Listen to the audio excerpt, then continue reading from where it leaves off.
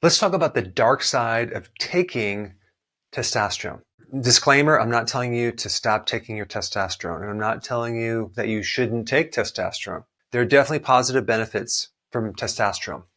Increasing your libido, increasing your energy, your state of well-being, muscle strength. What about the negatives? What things should you be aware of? We have the hypothalamus in our brain that communicates with the pituitary that then sends signals down to the testicle that makes testosterone. Once you have enough testosterone, the testosterone kind of signals back to turn off that pituitary and hypothalamus so we don't keep having more and more of these hormones. When you start taking testosterone, you're basically sending signals to these other glands in your brain to tell it to turn off. And so your testicles don't have to make any more testosterone. So they go into a retirement. Now, is that permanent? It really depends on a lot of factors, how long you've taken it, your genetics. Why would some men have these symptoms yet not other men? All right, number one, it can worsen your sleep apnea. Number two, it can affect your mood. You can get moody, cause acne, create dizziness. It can also potentially cause a heart attack, decrease fertility, not that most older men want another child, and also thicker blood. And I think the biggest side effect is testicular atrophy. It means that the testicles now get smaller and smaller and smaller. It can cause a loss of erections. So when you take testosterone for a long period of time, you can develop a problem in the receptors for testosterone where it doesn't work as well anymore. If we take a look at specifically age-related hypogonadism, that means your testicles are not functioning as well as they should. And you may say, well, it's just old age. Not with everyone. There's younger men that are getting this more and more and more. At the top of the list, if you have insulin resistance, that can definitely be a problem. Number two, lower amount of zinc. Okay, zinc is involved with hundreds of different enzymes. In fact, sperm has a very high concentration of zinc to help the survival of the sperm connect with the egg. Another cause would be the person is protein deficient. They are not consuming enough protein. This next one is interesting. Low-fat diets. Why? Because cholesterol is the precursor to make testosterone. And statins also can cause lowered amount of testosterone. Why? Because statin blocks your production of cholesterol. Another one would be high soy diet. Another one is low vitamin A or low vitamin D. Overtraining, probably because it increases cortisol.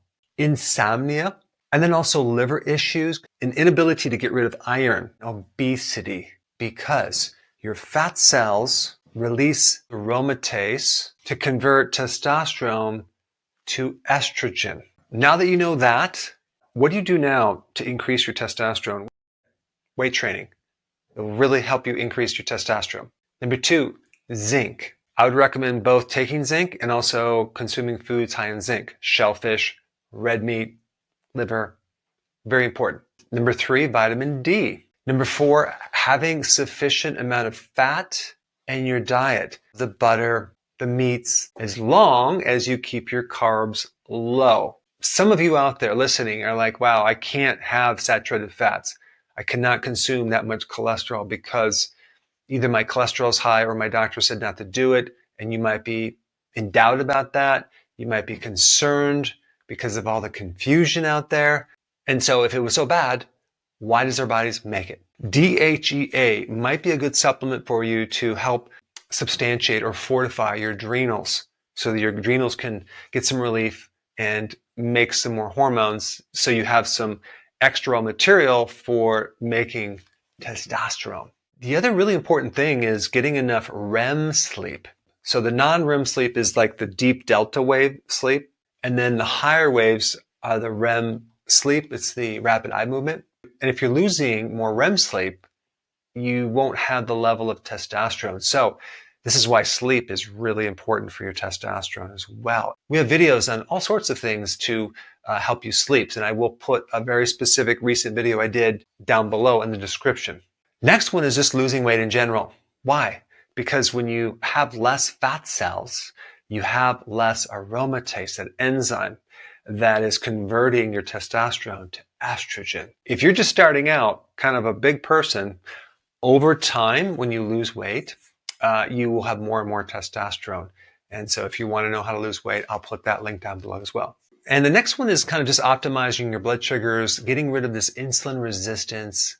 And that's done with the ketogenic diet, as well as doing intermittent fasting. And the last one I kind of already mentioned, having sufficient amount of protein to optimize your level of testosterone. That's what we really want to do. We want to just bring it to a level where everything works fine. And if you do that, maybe you actually don't need to add testosterone because it comes with a package. Thanks for watching. And I think the best video to watch next is this one on cholesterol. Very important. It's about LDL, and you should know this data. I put it up right here. Check it out.